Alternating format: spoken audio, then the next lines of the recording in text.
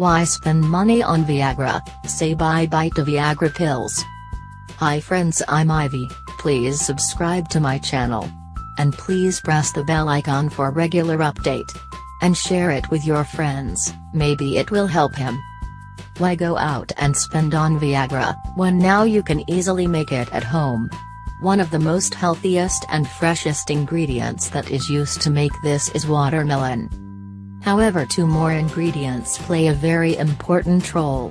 A mixture of these three ingredients can give you a perfect instigator of pleasure.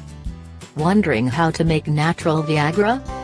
Health researchers and scientists explain that the juice of watermelon is itself a natural Viagra. According to a report by healthifoodstar.com, consumption of watermelon helps the libido to increase in men who have mild to moderate erectile dysfunction. A study published in journal Urology that cirtulin found in the watermelon has amino acid. This improves blood flow even in the penis, and that too without the side effects that one might have from Viagra.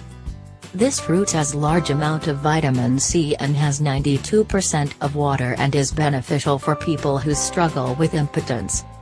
Natural Viagra recipe.